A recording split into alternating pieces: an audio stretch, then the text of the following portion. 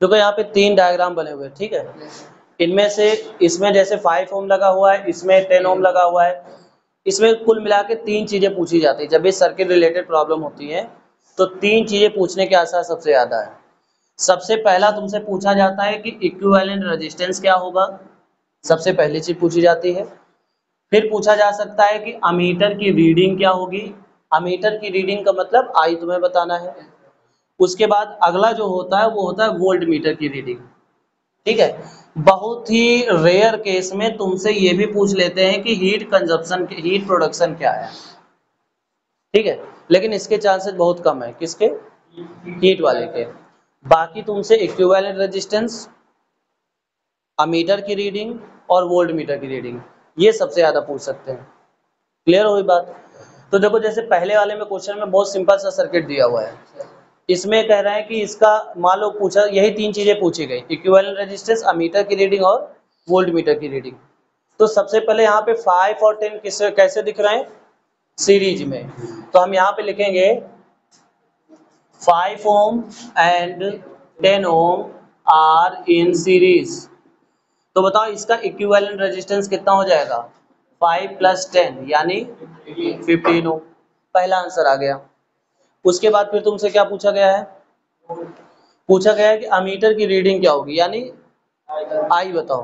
तो आई देखो, आई यहाँ पे निकालने से पहले ये समझना पड़ेगा कि अमीटर लगा कहाँ है। अमीटर मेन सर्किट में लगा हुआ है। तो यानी इसका मतलब ये हुआ कि तुम्हें आई अगर बताना है तो सिंपल सा V/R फार्मूला लगाओगे, ठीक। V/R। अब V कितना है 10, R कितना है 15, इसका मतलब कितना आया 2/3 एम्पियर। आ गया आंसर। पॉइंट में भी कर सकते हो, 0.67, 0.666 आएगा। तो इसको तुम ये भी लिख सकते हो 0.67 एम्पियर। हाँ तो बात समझ में आ कि नहीं।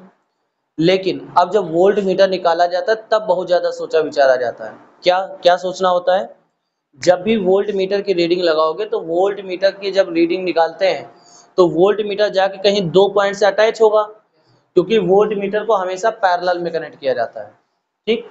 तो अब यहाँ पे ये 2 टर्मिनल है जिसके अक्रॉस वोल्ट मीटर कनेक्ट है। तो हमें इन दोनों मतलब पॉइंट्स के बीच का टोटल रेजिस्टेंस मालूम होना चाहिए। अब यहाँ पे तो 1 लगा है, यहाँ पर तो 1 लगा है, तो 5 हो गया। अगर एग्जाम्पल के लिए मान लो कि यहाँ पे एक और ऐसे लग जाता तो फिर दोनों सीरीज हो जाते, जितना भी लगा होता फिर दोनों सीरीज हो जाते। अच्छा ये भी हो सकता था कि तुमसे ऐसे कह देते,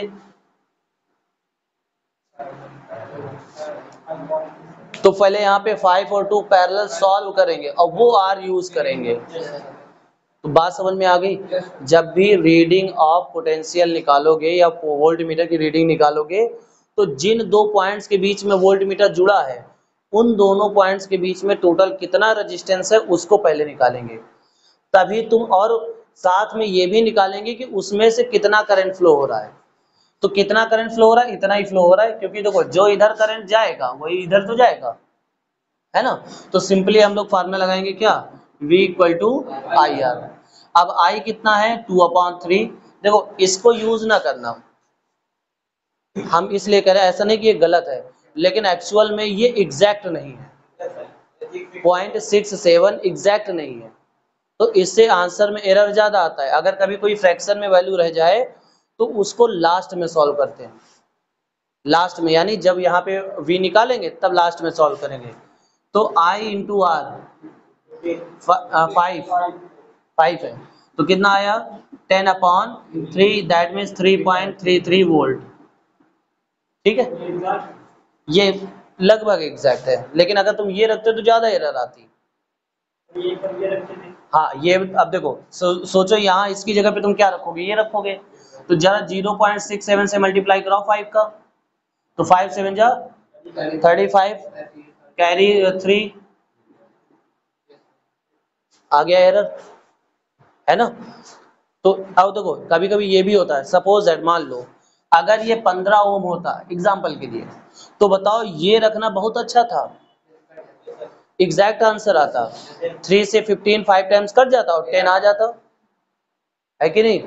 समझ रहे हो ना। लेकिन फिर बताओ ये रखते तो 10 ना आता, भला 15 से इसका मल्टीप्लाई करके देखो, ठीक है। हाँ 15 से 0.67 का 15 से मल्टीप्लाई करके देखो, 15 7 जा कितना 105, और यहाँ से कितना आ गया 100, और ये कितना आ गया, बताओ गलत आ गया कि नहीं आ गया। 2/3 रखते तो एग्जैक्ट 10 आता, वो सही होता, और अगर तुमने 0.67 रखा तो देखो आंसर गलत आ गया। आई बात समझ में। तो जब कभी फ्रैक्शन वाली वैल्यू पड़ती है तो उसको तुरंत सॉल्व नहीं करते, उसको लास्ट में सॉल्व करते हैं। खैर ये समझ में आ गया क्वेश्चन। अब अगर तुमसे पूछ ले फॉर एग्जाम्पल, अगर ये पूछ ले, अच्छा तो 10 ओम के अक्रॉस पोटेंशियोमीटर कितना होगा, पोटेंशियल डिफरेंस 10 ओम के अक्रॉस, तो देखो सीरीज में बराबर बराबर बटता है, सीरीज में मतलब सीरीज में V बराबर क्या होता है, V1 plus V2 plus V3। अब अगर तुम खुद ही सोचो कि अगर इधर 3.33 है तो इधर 6.66 होगा, नहीं दो गुने से मतलब नहीं, 10 माइनस है ना, 6 7 भी मान सकते हो यहाँ पे 6 7। अब देखो ऐड करके 10 आएगा कि नहीं आएगा, अरे यहाँ इसके क्रॉस पोटेंशियल और इसके क्रॉस पोटेंशियल दोनों मिला के ही तो 10 होगा, तो जब इसके क्रॉस 3.33 है तो फिर इसके क्रॉस 6.67 होगा। देखो सेकेंड नंबर क्वेश्चन में क्या कहा गया समझना। हाँ हाँ पहले देखो डायग्राम में समझो, इसमें देखो कहीं वोल्ट मीटर नहीं लगा हुआ है, ठीक है, कहीं पर अमीटर नहीं लगा हुआ है, इसका मतलब सिंपल सा तुम्हें यहाँ पे आर बताना है। हालांकि क्वेश्चन में कहेंगे, जो भी क्वेश्चन देंगे वहां पर कहेंगे कि इक्विवेलेंट रेजिस्टेंस बताओ या फिर कुछ और बताओ, जो भी है, तो किसके अक्रॉस बताना है, ए बी के अक्रॉस, समझना ध्यान से, ए बी के अक्रॉस बताना है। तो देखो जब ए बी के अक्रॉस बताएंगे तो ये पूरा का पूरा एक लाइन हो जाएगा, है ना, तो यानी 5 10 और 5 ये हो जाएंगे सीरीज में, ठीक। तो हम लिखेंगे 5 ओम 10 ओम एंड 5 ओम कैसे होंगे, सीरीज, आर इन सीरीज, तो बताओ टोटल रेजिस्टेंस क्या हो जाएगा 20 ओम। अब इसका मतलब क्या हुआ समझो, इसका मतलब ये हुआ कि तुम तीनों को हटा करके अगर 20 ओम का एक लगा दोगे तब भी वही मतलब होगा, है ना, चाहे 3 रजिस्टर ये लगाओ और चाहे इनको हटा करके सिंपल सा 20 ओम का लगा दो, काम वही करेंगे, ठीक। अब बताओ तुम्हें दिख रहा है कि ये 20 ओम और ये 20 ओम दोनों इस टर्मिनल से जुड़े हुए हैं, है ना, तो इसका मतलब 20 ओम एंड 20 ओम कैसे होंगे, आर इन पैरेलल, कैसे हैं पैरेलल में। अब बताओ अगर पैरेलल में होगा तो इक्वल रेजिस्टेंस है ना, तो हमने बताया था ना पैरेलल में जब इक्वल रजिस्टर होते हैं तो R अपॉन N होता है, R अपॉन N। तो बताओ यहाँ से कितना आ गया 20 ओम के 2 रजिस्टर, तो कितना आ गया 10 ओम। क्लियर हो गया भाई, 2 रजिस्टर लगे हुए हैं तो 20 ओम के 2 रजिस्टर, आ गई बात समझ में। वो सीरीज में होता है, एनआर जो होता है R इक्वल टू एनआर वो सीरीज में होता है, पैरेलल में होता है R अपॉन N। क्लियर हुई बात। क्वेश्चन नंबर 3, इसमें देखो यहाँ पे लिखा हुआ है अमीटर भी है, वोल्ट मीटर भी है और इक्विवेलेंट रेजिस्टेंस तीनों बताने हैं। अब इक्विवेलेंट रेजिस्टेंस बताना तो आसान है, कैसे, ये तीनों किसमें है, पैरेलल में है, तो पैरेलल में बताओ इक्विवेलेंट रेजिस्टेंस क्या होता है, क्या हो जाता है 1/R1 प्लस 1/R2 प्लस 1/, बताओ एलसीएम कितना होगा 6 3 2, तो बताओ आरपी इक्वल टू कितना आया 30/11। देखो सबसे ज्यादा दिक्कत यहीं पर होती है, मान लो स्टूडेंट ने लिख दिया ऐसे 11/30 और बाद में रेसिप्रोकल करना भूल गए, है ना, तो रेसिप्रोकल करना होता है तो 30/11 ओम आ जाएगा। क्लियर हो गई बात। उसके बाद अब ये 30/11 समझना ध्यान से, 30/11 ओम एंड 10 ओम, कितना 10 ओम है ना, हाँ 10 ओम, ये कैसे होंगे, ये सीरीज में होंगे, अच्छा बताओ, अगर सीरीज में होंगे तो उस केस में इक्विवेलेंट रेजिस्टेंस क्या आ जाएगा इसका, R1 plus R2, that means 30/11 plus का 10, तो कितना आ जाएगा 140/11 ओम। यहाँ से आ जाएगा 110, और 110 प्लस 30 140/11 ओम। पहला आंसर आ चुका है। ठीक, पहला आंसर आ गया। अब समझना ध्यान से, हमें बताना है ये अमीटर की रीडिंग, तो I equal to V upon R. लेकिन पहले ध्यान से ये समझ लेना कि अमीटर कहाँ जुड़ा है। एग्जाम्पल के लिए मान लो अमीटर को यहाँ जोड़ दें, ठीक है, तो अब तुम्हें निकालना पड़ेगा कि यहाँ से कितनी करंट जा रही है। अब तुम डायरेक्ट V बराबर आई आर नहीं लगा पाओगे, क्योंकि अगर तुम टोटल रेजिस्टेंस रख रहे हो तो तुम्हें टोटल करंट मिलेगा। तो हमें टोटल करंट नहीं चाहिए, यहां से तो जो पास होगा वो टोटल करंट होगा, है ना, लेकिन यहां से जो पास होगा वो टोटल करंट नहीं होगा, इधर से पास होने वाला भी टोटल करंट होगा। क्यों? क्योंकि देखो यहां से करंट आया, यहां से डिस्ट्रीब्यूट हो गया, लेकिन यहां आके फिर से मिल गए, यहां से आके फिर मिल गए, तो यानी इधर 10 ओम से जाने वाला भी टोटल करंट ही होगा। लेकिन अगर इससे कहा जाए इस 10 वाले से, तो टोटल करंट पास आउट नहीं होगा, है ना। तो अब यहाँ पे अमीटर की रीडिंग कैसे निकालोगे, मान लो क्वेश्चन आ गया, चलो हम मान लेते हैं इसको A1 मान लेते हैं और इसको A2 मान लेते हैं। और तुमसे कहा गया, ये इस बार पेपर में आया भी था, कहा गया था A1 और A2 की रीडिंग बताओ। तो A1 की रीडिंग निकालना बहुत आसान है, मतलब एक्सट्रीमली बहुत ज्यादा आसान है। कैसे? सिंपल सा I बराबर लगा देंगे V अपॉन आर। V कितना है 20, R कितना है 140/11 ऊपर, तो इससे ये 7 टाइम्स कैंसिल आउट, 11/7 एम्पियर आ गया, बस बात खत्म, है ना। ये हो गई क्या A1 की रीडिंग।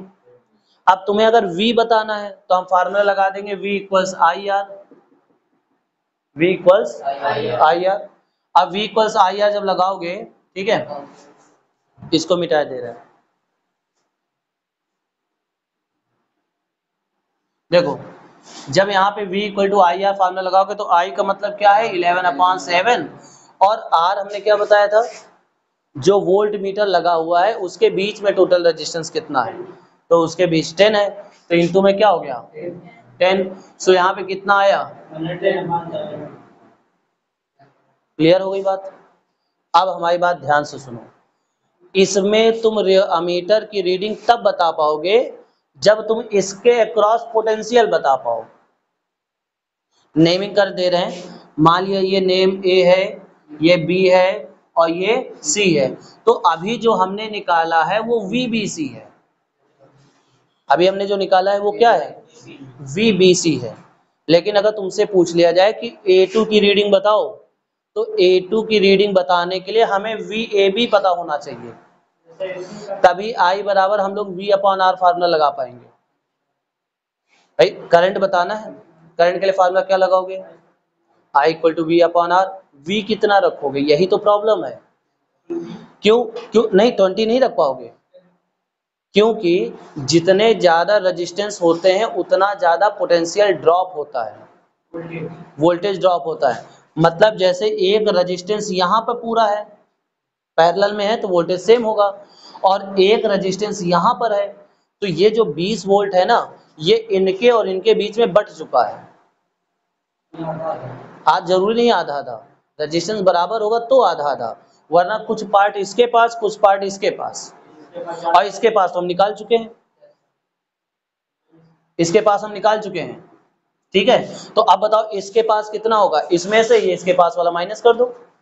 भाई जैसे तुम्हारे पास 10 रुपए हैं और 3 रुपए उनके पास है, तो 7 रुपए किसी और के पास होंगे, तो वैसे ही 20 वोल्ट में से इतने वोल्ट इसके पास है, तो इसके पास पूरे कॉम्बिनेशन के पास कितना वोल्ट होगा, तो हम क्या करेंगे 20 में से माइनस कर देंगे 110/7।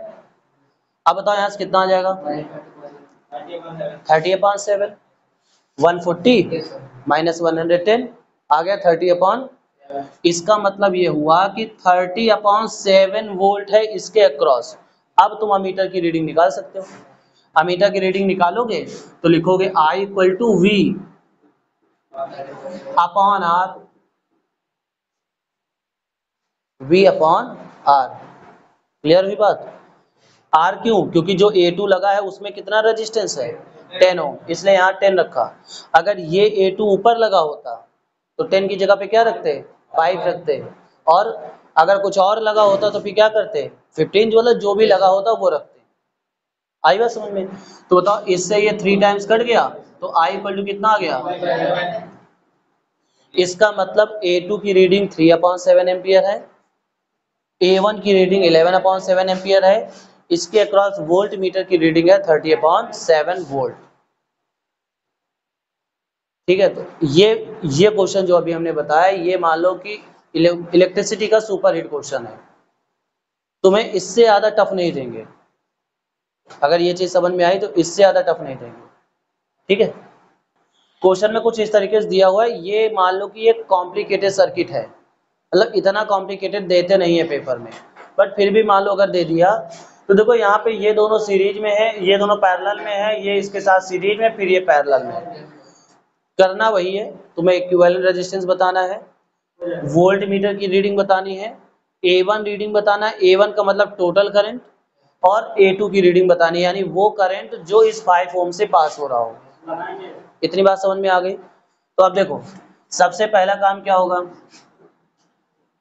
सबसे पहला काम इन सब का टोटल इक्विवेलेंट रेजिस्टेंस बताना। तो कैसे निकालोगे, ये 5 10 और 5 किसमें है पैरेलल में, तो पैरेलल के केस में बताओ इसका इक्विवेलेंट क्या होगा R1 R2 upon R1 plus R2। ये हमने बताया था ना, 2 के लिए हमेशा ये वाला फॉर्मूला याद रखना।